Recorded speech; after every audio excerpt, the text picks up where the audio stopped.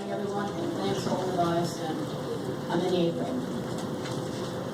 Every night when I go to bed, I can sleep safely in my own home, with my own family, because of the millions of service men and women in the Army, Navy, Marines, the Air Force, and the Coast Guard who give up their lives to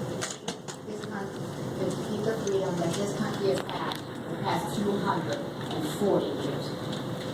Our soldiers have left behind their families, their personal belongings, their careers, and the relaxation of their houses so that our citizens and our children can live safely one more day.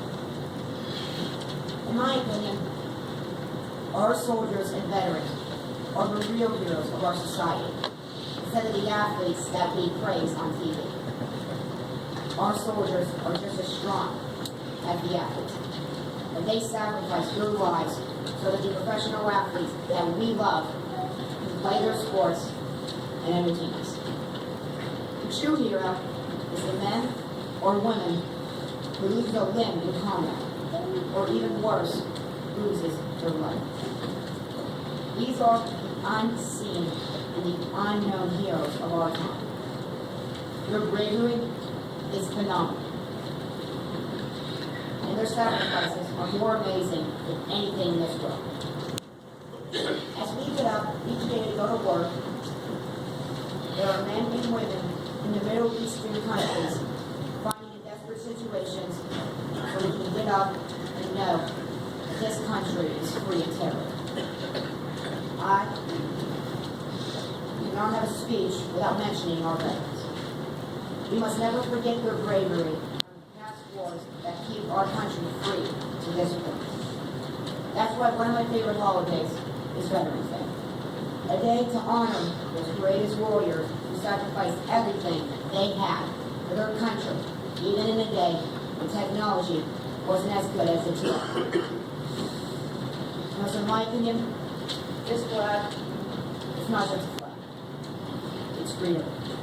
These red and white stripes, and these white and blue stars represent the freedom that we have had for so long. And our soldiers keep this freedom waving on our streets and in our towns. Our service members sacrifice their health, and sadly, many sacrifices their lives. But when we talk about heroes, we must also remember their families, and especially their children. They too have suffered a great loss for our independence, as they have to spend their lives without a father, a mother, a husband, a wife, a son, or a daughter. These loved ones make great sacrifices for our country too. Our veterans followed good tradition ever since the Declaration of Independence, our most cherished symbol of liberty, was signed by our founding fathers. I think all of our soldiers and our veterans should be honored, no matter how long they served in the armed forces. If you know that, if you see a soldier or a veteran, please take a minute to shake their hand and tell them how proud you are of them and thank them for their service to this great nation. My grandfather is sitting in the audience today, and I'm so proud of him. He served in the year between the Korean War and the Vietnam War. Even though he didn't serve at a time when our country was at war, I'm so proud of him, and he should be.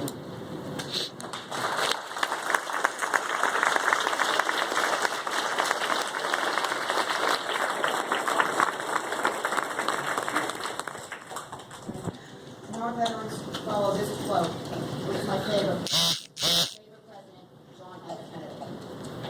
Ask not what your country can do for you, but ask what you can do for your country.